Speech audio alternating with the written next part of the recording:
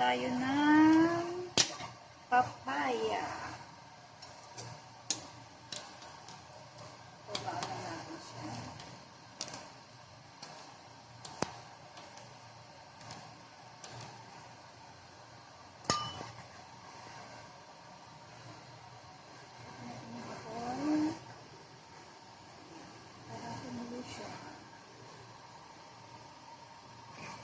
Hintayin lang natin siyang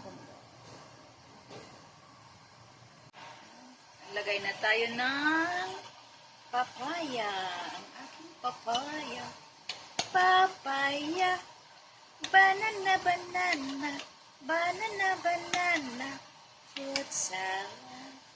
Fruit salad. Tikman natin.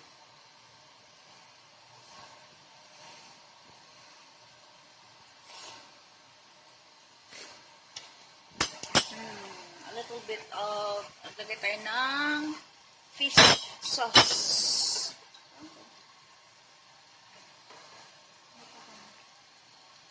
Fish sauce.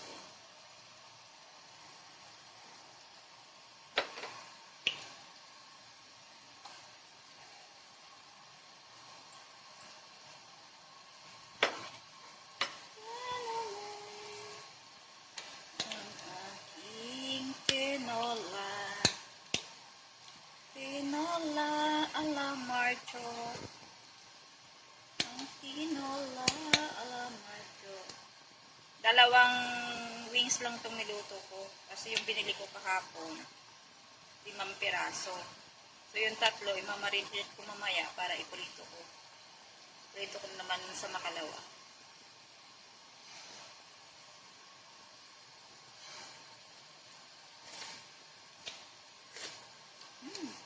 Yummy. Sarap. Natin pong malambot ng papaya at maglalagay tayo ng ano ba yung tawag? Pochay? Pochay ba yun? Ano? Medyo matigas-tigas pa. Konti pa. Konting kulo pa. Then maglalagay tayo ng gulay. Ating gulay. Wala kasi siyang wala siyang dahon ng sili kahapon sa market. So, ito na lang ang nakita ko sa ref. Kaya ito na lang ilalagay natin mamaya sa ating tinola. Yan, okay na siya. Malambot na yung kanyang papaya. So, maglalagay na tayo ng gulay. Gulay natin. Ano bang tawag ko? Ano ba tawag nito? Pochay o pochay?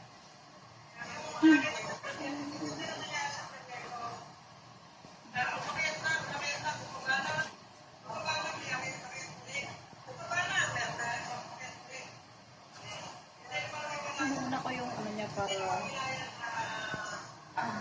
ano siya muna, yung kanyang steam.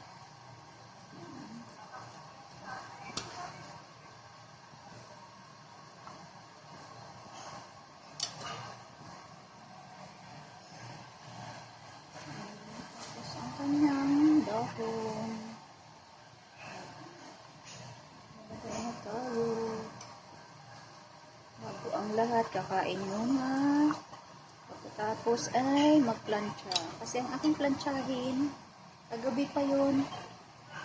Hanggang ngayon, plansyahin pa din. Yan. Kunting kulo lang. At kakain na tayo. Okay na. Okay na siya. Okay na natin.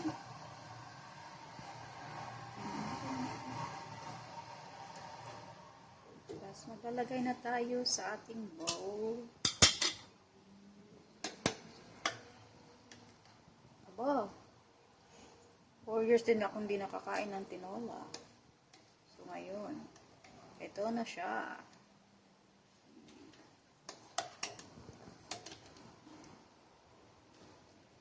Titikman na kita, aking tinola. Tsaka yung papaya. Matagal na, 4 years na din akong hindi nakain ng papayang hilaw. Ayan, natin ng gulay. Ayan, may gulay, may chicken. Sabaw.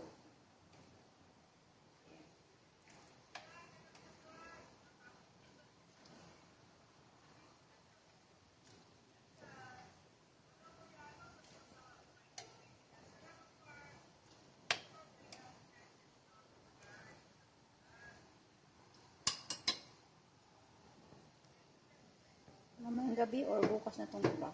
Depende. Depende. Ayan na siya. Ay, wow, ang init. Ito tayo.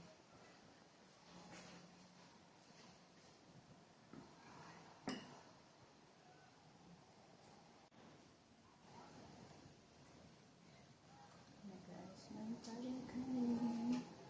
Meron tayong rice. Tsaka ang ating tinola. So, let's eat na.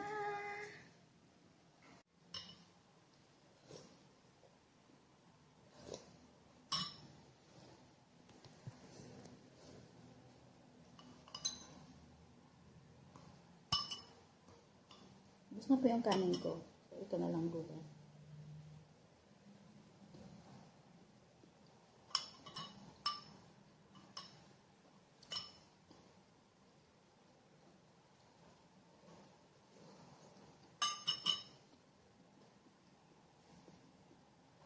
Papaya.